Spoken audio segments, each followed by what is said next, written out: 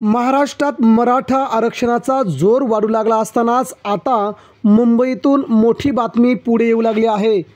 उद्धव ठाकरेंनी अखेर भाजपचा तो डाव लावला उधळून भाजपची झाली पळापळ। मित्रांनो, मुंबईसह देशभरामध्ये गाजलेला मराठा आरक्षणाचा मुद्दा आता चांगलाच ऐरणीवर आला आहे।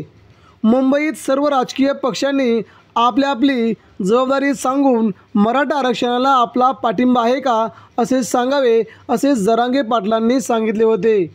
महाविकास आघाडीसह महायुतीच्या सर्वच राजकीय पक्षांनी आपली भूमिका जाहीर करावी असं त्यांनी जाहीर केलं आणि आज उद्धव ठाकरे यांनी आपली भूमिका जाहीर करत भाजपचा तो डाव त्यांच्यावरच उलटून लावला आणि भाजपला मोठा धक्का दिलाय।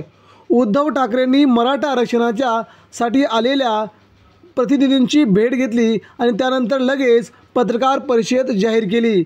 यामध्ये मराठा आरक्षणासाठी आमचा सर्वतोपरी पाठिंबा आहे, परंतु मराठा आरक्षण महाराष्ट्रातून मिळणार नाही तेव्हा आपण केंद्रातच लोकसभेमध्ये मोठा कायदा करून नरेंद्र मोदींकडे आपण सगळेजण जाऊया असं त्या आंदोलकांना सांगितलं आणि भाजपचा डाव उधळला।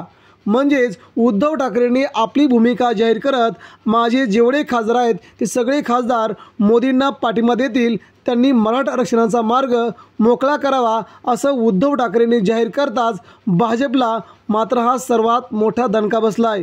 उद्धव ठाकरे मराठा आरक्षणासाठी अडचणीत येतील अशी भूमिका भाजपची होती, मात्र ठाकरेंनी त्यांचा डाव त्यांच्यावर उलटवल्यामुळे आता उद्धव ठाकरे चांगले चर्चेमध्ये आहेत। उद्धव ठाकरेंनी मराठा आरक्षणासाठी जरांगे पाटलांना 100% पाठिंबा जाहीर केला आहे। मित्रांनो, आपल्या प्रतिक्रिया व्यक्त करा।